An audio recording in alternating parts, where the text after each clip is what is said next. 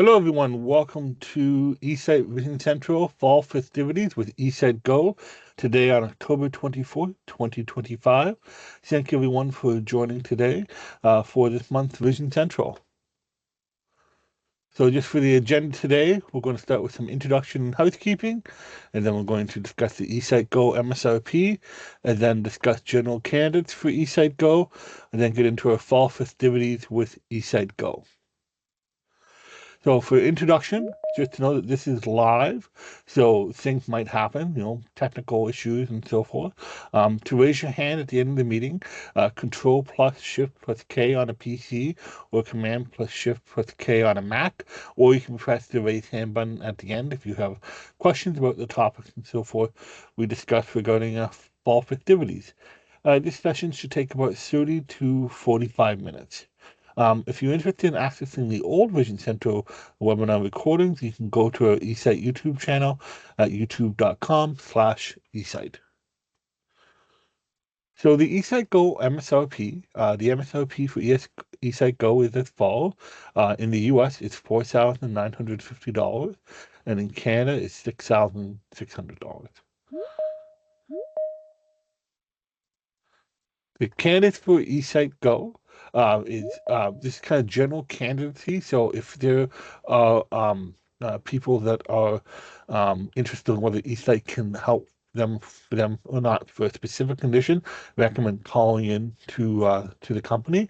But this is kind of a generality for people if they're interested in the eSight. eSight designed for those with an acuity of 2080 to 2600. Anything beyond 2600 is very hit or miss. So that's kind of a level of 2600. eSight designed for those with central vision loss. We do recommend for the eSight to help someone that have to have some functional peripheral vision. eSight Go can assist a variety of visual conditions, but conditions that affect peripheral vision, such as glaucoma and retinitis pigmentosa, can be more challenging to assist.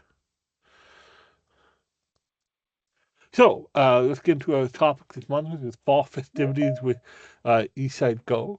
And so we're going to have a number of topics talk about using the eSight and kind of integrating into some fall festivities. And first topic is going to be discussing apple picking with Richard. All right, thanks, Tyler. Well, I'm going to talk about apple picking, which is a little activity that I done with my family recently, and I just kind of picked up a lot of little things as I was doing it, and I thought it would be great to kind of share that. So um, the first thing when you're apple picking, since you're not kind of at a seated place watching an event or something like that, you're actually moving around. First thing I want to talk about is mobility, and your mobility with your eSight. Now, there are typically two major techniques when it comes to mobility with your eSight. You are able to walk with your eSight on, utilizing that peripheral vision underneath and on the sides, and then looking through the eSight when you want to see that enhanced vision. But you also, with the Go, can let your eSight hang at your chest and then bring it up as you need it. So either way is fine. You just want to do what is most comfortable for you. Some things to remember, um, if you're wearing your eSight and walking, it takes a little getting used to. So, let yourself get some practice in a familiar setting before you go out to the orchard. But once you do feel comfortable, then you'll be okay.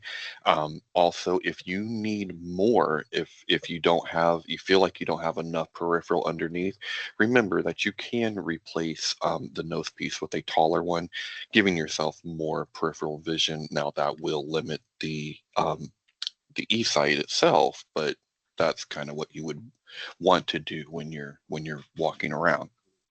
So that's kind of a little bit on the mobility. And so for me, just the way that I would do it is I had it hanging at my chest, and I'd kind of walk the row, and then I would pull it up and kind of look at the tree, look at some of the apples, see, like, is this where do I want to keep going? Do I want to pick here? That kind of thing. So the second thing is really getting a handle on your hand-eye coordination. So, um, it looks very different when you're zoomed in and you see the perfect apple and you're going to go to grab it, but where's your hand? Or where, you're grabbing over here and you're grabbing over there and everywhere but where you're looking at this beautiful apple. So the way you want to practice that and the way that you want to deal with that is the same as you would deal with any hand-eye coordination. So, one of the things that my coach, when I was going through all of this, taught me was when I was writing, she taught me how to look at the end of the pen, zoom in, and just keep following that. And that stuck with me, and it applies to all of my hand-eye coordination task. So what I do when I'm apple picking is I'll find my hand just like I would find my pen. And then I'm kind of following and I'm tracking my hand as I am moving. And that takes some time. It takes a little bit of practice, but once you kind of get that down, it'll be very helpful with all hand-eye coordination from then on out. So, you walk the row, I pull up my eSight, and I'm looking. Oh, that looks like a good one right there. I locate my hand, I follow my hand, and I reach and I grab the apple. Now that I have the apple, how am I going to tell if it's really right? What, or if it good? Feels good. I don't feel any soft spots, right, or anything like that. So, but let's zoom in and take a closer look. So of course I'm going to just be using my regular magnification, zooming in on the apple, just kind of turning around. Do I see any wormholes? Do I see anything like that? And so far so good. So the next thing that I might want to try is I may want to just add a little bit of contrast, keeping in mind that it's going to change the color, right? So at this point, I'm not really looking to see, is that a yellow spot on the red apple or is that still kind of green? I'm just looking for those differences. So when I increase my contrast, it's going to make it darker. It's going to make the actual lighter parts lighter. So I will see those contrasts. So does it look kind of uniform? Okay, I know that's good and ripe. Do I have some marks here and there? Ooh, it looks like I might. Okay, this one might not be there yet. And that's how you would want to utilize something like a contrast when you're apple picking and you're looking at something like that. Um, when you're all done, it's same thing going backwards. Um, using your mobility techniques to then go back to whatever other, when we were there they had hay rides going on and different kind of festivities and things like that. But as for going out and picking your apples, those are kind of some of the major things to keep in mind, and I hope that's helpful. All right, excellent. Thank you. No, that's good. And especially, utilizing that contrast to see any imperfections in the apple and getting used to the hand-eye coordination is really good. I find, just practicing hand-eye coordination techniques at home and then you can apply that to your work activities is really, really cool. So that's great. Thank you, Richard. Next, we're going to talk about festival food and drink with Cosmo. All right. So I did some research and I went to my local pub with my eSight a few times. And whatever you're at, a restaurant or a festival, lighting can be challenging. And so contrast might be helpful with the eSight Go. And you can adjust that by using your mode button and then using the up and down buttons. At my particular bar, it was low lit and the eSight did fine with it. But if I was trying to see what beers they had on tap, the angle I was at was challenging because the little handles are a little reflective. And so a tool I use on the eSight quite frequently is the freeze feature.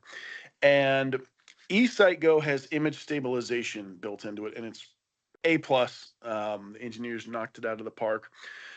It was originally a tool for dealing with head motion, and with the older eSights, your head movement would at higher zoom levels would make the image kind of shaky, so you could freeze it and then use your head to pan around that frozen image. And that was a real helpful tool for dealing with the shakiness. With the Go, I haven't found that very necessary because it's such a smooth, steady image.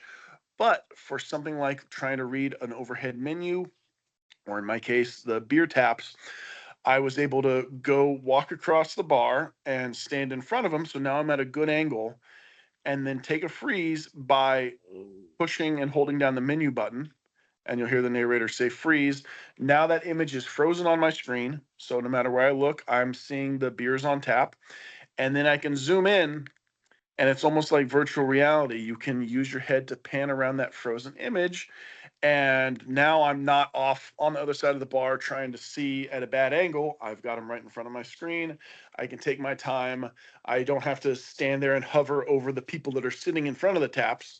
I can go back to my seat, take my time, figure out what I want.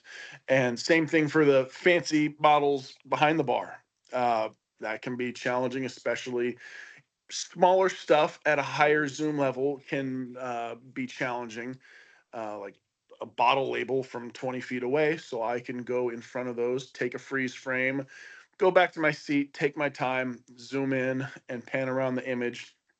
So I think the freeze frame is really valuable for those kind of situations. Same thing for an overhead menu. When I go to the zoo with my kids, all the restaurants in the zoo just, have a window to order, and they have a menu overhead. And while you're lined up, I'm 30 feet away from the menu and I'm at an angle, can't see the text, but I will get out of the line, go right in front of the menu, take a freeze frame, go get back in line, continue moving through the line while I figure out what I want to order.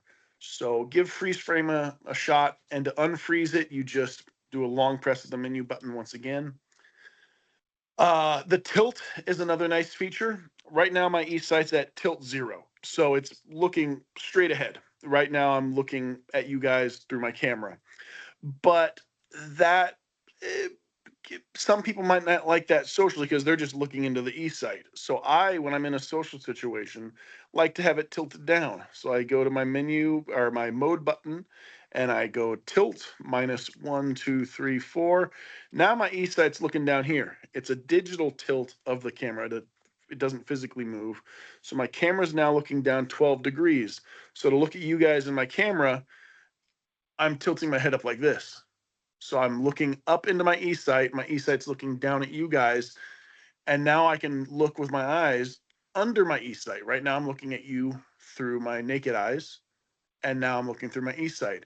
So I find for social occasions, this is really nice because it gives you the ability to see the person's face you're talking to. Because with my naked eye, I have to get 18 inches away from somebody to really see the details. So you don't really get to do that much at bars and stuff, but people like to see your eyes. And so I find having it tilted down gives you the ability to look up and at them through your eSight, and gives you and them the opportunity to make actual eye contact too. I find this really good for TV viewing also.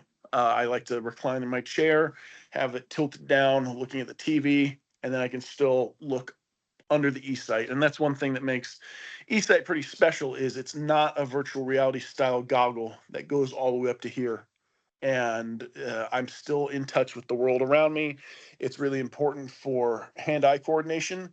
If I had those VR goggles on with a big old screen and that's all I could see, I would not dare try and reach over and grab my drink because your hand eye is thrown off. But now I can use my peripheral vision, safely grab my drink. No guarantees I won't spill it though. That doesn't help with my clumsiness. And just you'd be shocked how many people don't care that you're wearing an eSight. In my 7 years of having eSight now, I've had two people say, "Hey, what's that?" One was a kid at a park saying, "Hey, is that a VR set?" And that was an interesting conversation. And then one lady sometimes said, "Hey, what's that?" Both thought they were video games. So uh, don't be shy. It takes a little bit of courage to wear it out and be yourself, but it's definitely worth it.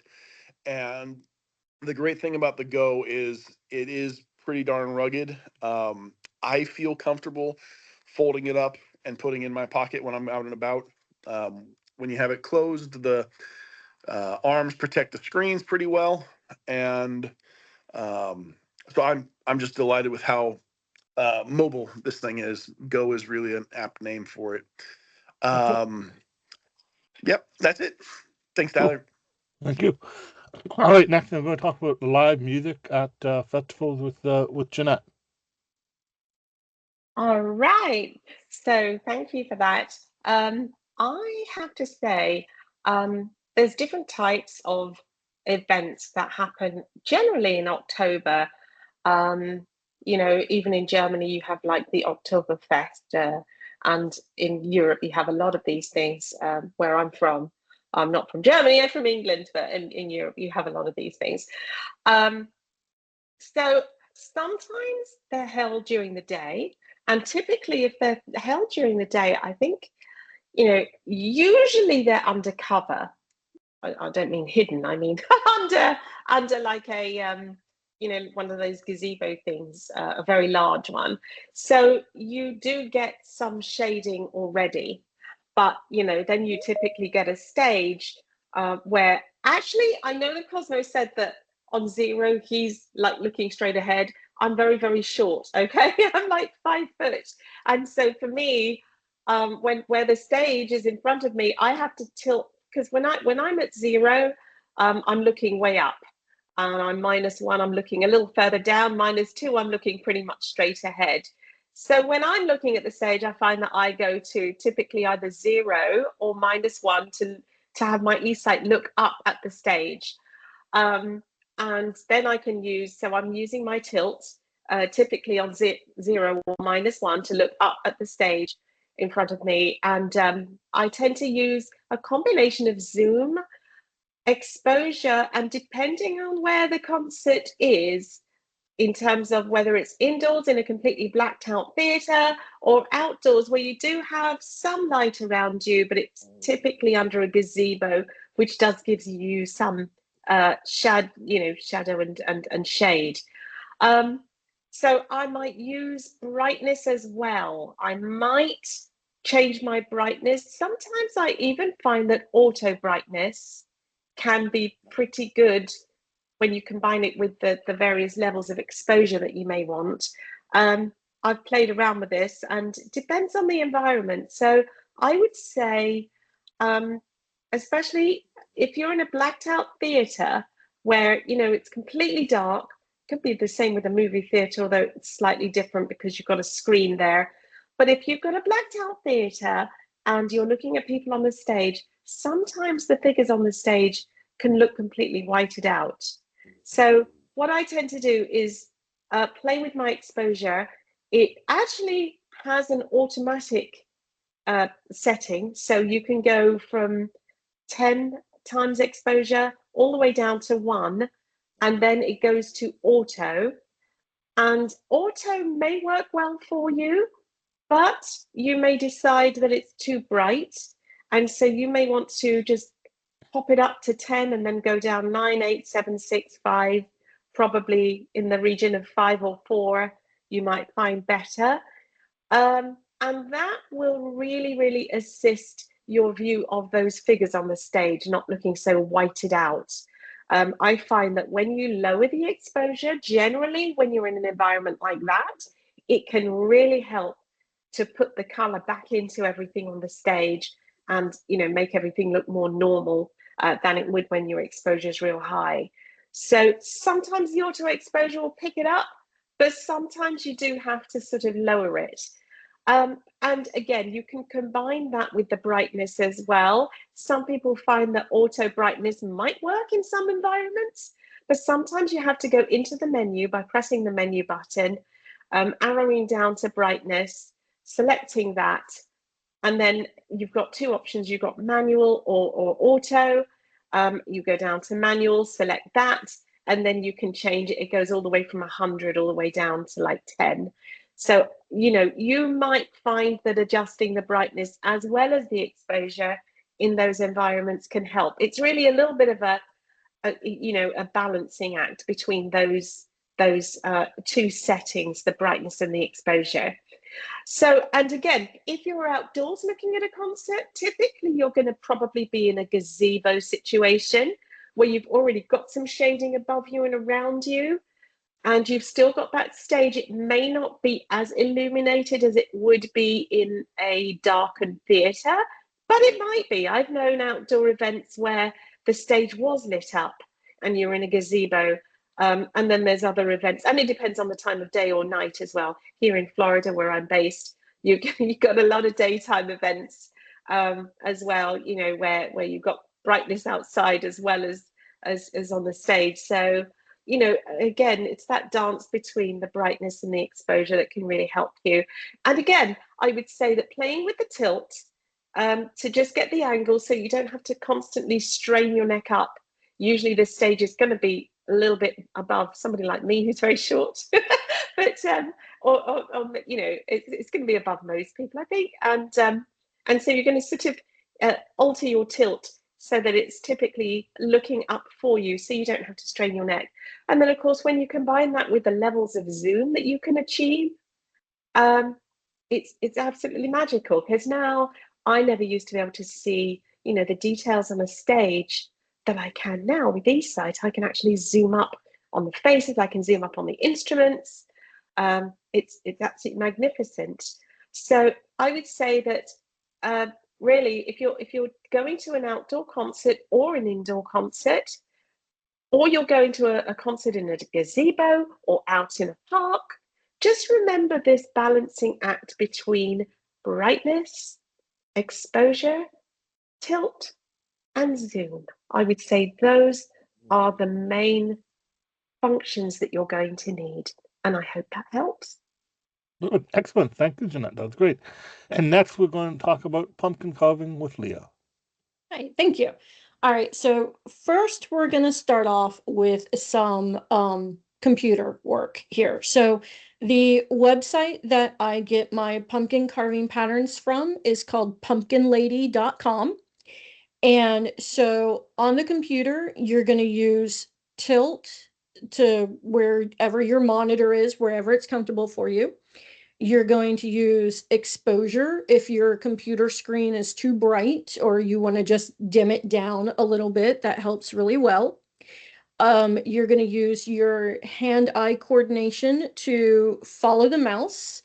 And then you're going to use the eSight to type in the web address, again, pumpkinlady.com.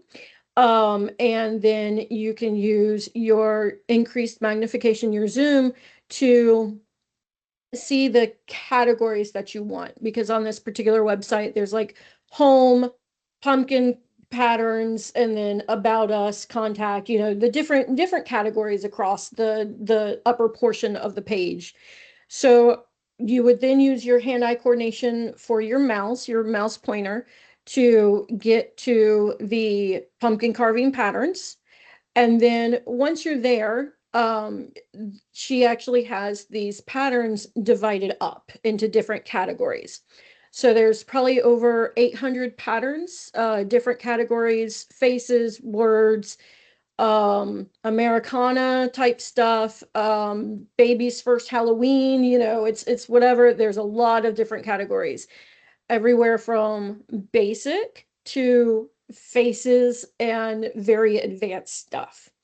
So your best bet would probably be to select all patterns, and then you can either back out of your zoom if you need to, or use your natural vision underneath the device. And like Richard was saying, if you have a higher nose piece on, that gives you more clearance underneath everything to use that natural vision. So you would just scroll through, find a pattern that you like, download it. There's instructions. So some patterns are very specific in how you are to set them up, just because like placement is an issue. And so once you have your pattern picked out, then you can proceed to pick out your pumpkin. And so that way, if you choose a pattern that's like taller, you know, then you can choose a taller pumpkin. You don't want one that's short and fat if your pattern is a tall, skinny pattern. And in the same aspect, you don't want a tall, skinny pumpkin if your pattern itself needs more room, on the face of the pumpkin. So then you would pick out your pumpkin, and it's really whatever you want in comparison with whatever the pattern is. So then you get that home, and your best bet is to cut out the bottom of the pumpkin instead of the top. So, couple of reasons for that. One, if it's you can actually get, like, if you want a nice stem, if you find one that has a nice stem or is like has a little curly Q still on it or whatever, you can keep that intact and everything. Two, if the pumpkin is sort of like crooked when it sits, if it doesn't sit level, you can actually cut the hole to where it does sit more level. It will keep it from being askew. And then three, for safety measures, I'm not really sure how many people light a candle and stick it in the pumpkin when there's like little pot lights and stuff that you can get, but there's still traditionalists out there that use candles. So instead of lighting a candle and putting it in through the top and possibly hurting yourself, you can just stick the candle on the floor, light it, and then put the entire pumpkin on top of it. So safety reasons for that. What I do with mine is that even if it has a stem, I have like a non-skid mixing bowl that when I flip the pumpkin over, I put it inside of that so that stem stays elevated and it stays out of the way. Plus, then while I'm cutting, I can actually maneuver the pumpkin in different positions to make it easier to see. I'm not like reaching around up top where it's facing away from me. I'm actually like squaring the pumpkin up to where I can see it face to face. As long as that stem stays like in the bowl itself, it works. You just get a regular sized bowl, like flatware bowl type deal, and you can draw your line if you need assistance. If you're not good enough of a pumpkin carver like myself, I need a bowl to trace a hole. And then you just put your knife in, or you can like do the little poke holes around it, and that helps. Then you can just like sort of connect the dots with your knife to cut out the hole for the pumpkin. Um, if you do the little dots, now if you buy a pumpkin carving set, they have like a little hole poker thingy. It gets really uncomfortable. It's very short, and so you can't really get a good grip on it. It hurts after a while, at least in my experience. So I found I actually have several sets of like thread scissors. Like they're shaped, sometimes the old ones are shaped like a bird, and they're just very sharp and pointy, and they're taller. They're not like full size scissor height, but they're just taller and a lot more comfortable to use. I would not use your best pair. The only reason I am using mine is because I have multiple sets. So I now have a pumpkin set of scissors, of stabby scissors. So I would use those, and it was a lot better for my hand. It was a lot easier to get into the pumpkin, the rind of the pumpkin, to poke the holes and everything. It was just a lot better of an experience to use those scissors in a sharper tool than a little tiny like inch and a half, 2-inch poker thingy. So once you get your top or your bottom off of your pumpkin, it's time to clean out the seeds. Two different ways you can go about this. You can either use the scraper spoon tool that is in your kit, or just like a sharp edge tool, or for expediency's sake, and just to get a really good job, once you get like all the loose guts out and everything, then you can actually use a hand mixer, and you can put it in. There's also tools that you can buy and attach to your drill. But if you have a hand mixer, just use that and just put it in there. It gets all up in the beater thingies and stuff, and definitely don't want to be licking those for that. That's for cake batter only. But then you just empty them out, take it out, and clean up your pumpkin and everything. So eventually you may want to use the scraper tool once you're carving your pumpkin, just to thin out the rind, the inside of the pumpkin, so that way the pieces that you're carving out aren't as thick. You don't have to cut through as much. So then we go back to our pattern, and on majority of Pumpkin Ladies patterns, there are directions. And if you get a basic pumpkin pattern, they're basic directions. If you get like Tyler and I were looking at one of Alfred Hitchcock's face, and half of his face is completely blacked out and dark. That had an entire page of instructions on how to do it. So it really depends on your comfort level and your perceived capability of carving a pumpkin.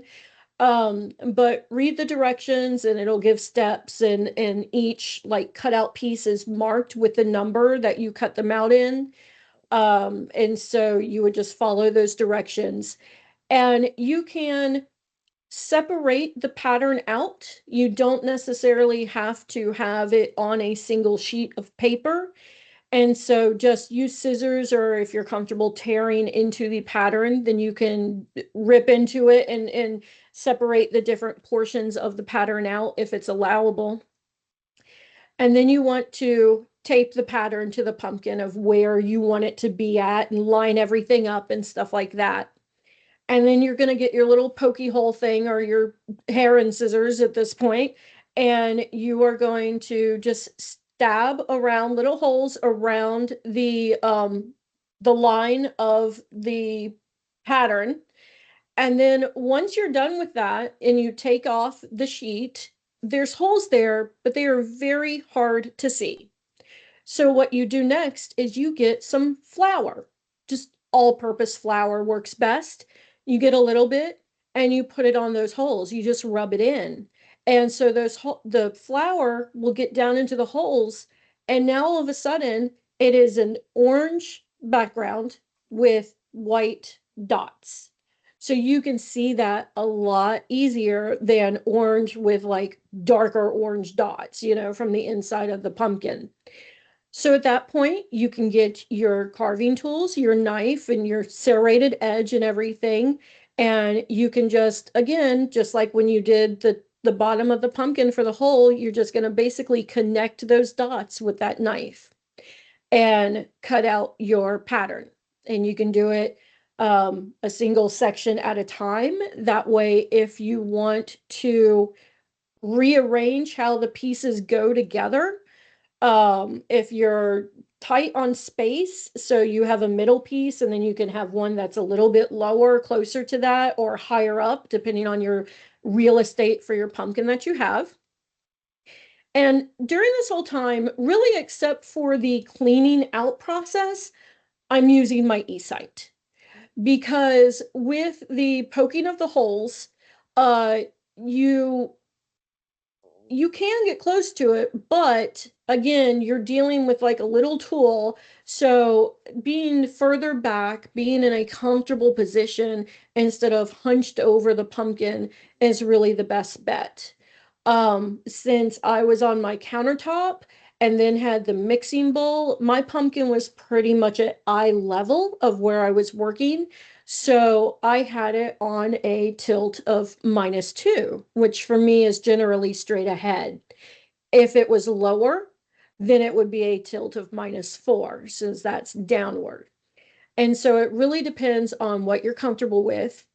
Comfortable distance to where your hand and your arm is not going to be like, you don't want to like completely outstretch trying to do this, but you don't want to be like inhaling pumpkin fumes either, so you want your zoom, your magnification to be where your arm distance and everything is the most comfortable for you to see that. Depending on what you're comfortable with will be whatever direction you want to go when carving the pumpkin. I did a lot better if I started on the right side, and I'm right-handed. So I did a lot better if I started on the right side and followed the line, so it was always in front of my hand. It just became, if I worked the other direction, if I worked from left to right, my hand was blocking that line the entire time unless I got to that point. So it took a little bit more brain processing power if it was like a triangle. If I was going up to a point, then I would have to be like, oh, okay, the next poke is going to be downward instead of keeping going with that line. So having my hand working right to left in the opposite direction worked a lot better. So once you get your pumpkin carved and everything, what you can do, because sometimes the outside looks really good, but the inside does not, and you're not really aware of that. So the best thing to do in that situation is to really, you can get your most smartphones have their lights on it, the flashlights. You can get that. Go into a dark room and put the light on the floor, put the pumpkin on top, and see what the pumpkin looks like as it's lit up. And even if you have to like see it, the reflection of it or the shadows on the wall, that would tell you if there's any like stringy bits hanging down in the mouth, or if a line is crooked or anything like that. If you're really picky or a perfectionist about the way you want your pumpkin to look, then doing this will allow you to see what it looks like with the light inside of it. And then while you can still make adjustments and not while it's outside, while kids are trick or treating with it, you know? So if there's any adjustments that need to be made, then you can take the pumpkin back down, put it in your mixing bowl, which also helps to pick up any loose bits or guts that fall out of it or anything like that. So that's a good way to have it. And then just use your carving tools to clean up the edges and things like that. So Tyler, if you want to go ahead and show the picture. Sure. All So right. this is a pumpkin so the nose and the mouth are from a pumpkin lady pattern. And the eyes, it's originally supposed to be a pair of sunglasses. The pattern's name is Logan. But I decided to do, with Richard recommending as well, of doing the eSight. So I just traced the front of my eSight on a sheet of paper and then just taped it to the pattern and lowered it down enough to where it was on the nose and everything, or as close as I can get it. And then I just poked out the holes. And this here is so the nose and the mouth are carved. They're, blank on the inside. The east side itself is actually shaved down. So that's why it looks a lot more muted. That allowed the front of the eSight, the reflective screens, to still be intact instead of having them completely removed. It would just be like a ski mask type deal. So I have a hole in the middle for the camera. And then I just used my scraper tool and shaved around the outside.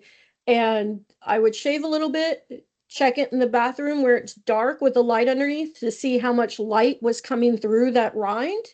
And then that's when you can also use your scraper tool on the inside to sort of thin out that rind as well to allow more light to come through. And so that's where this guy came from. So we have an eSight pumpkin. So that's pretty much it. And just have fun with it. And there you go. Excellent. No, thank you. And beautiful, beautiful eSight pumpkin, and with the shaving around to do the outline Yeah. of the glasses, and the camera hole is great, and the technique with the mouth and the nose much more even than anything I've done. So Yeah. thank you for that, Leah. And You're welcome. I've done pumpkin carving with the eSight over the years, and I found it to be a fun process. And even just zooming into the pumpkin Yeah. and seeing if I've got all the guts and gotten all the seeds out is a helpful thing. Yeah. And then kind of doing a hand-eye coordination. This is great. Yeah.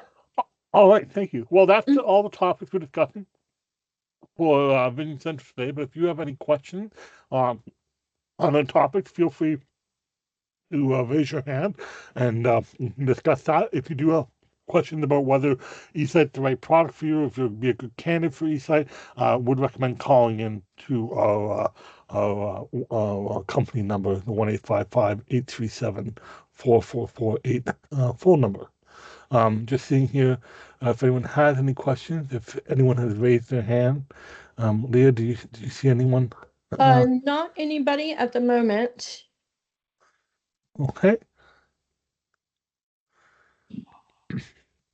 Well, that's okay. Well, thank you everyone for joining us for this month's Vision Central here in October 24th, 2025, and looking forward to seeing everyone next month in November. And thank you for this great session, everyone.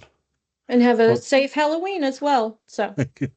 Happy Halloween, everyone. Bye-bye. Bye. Bye. See you.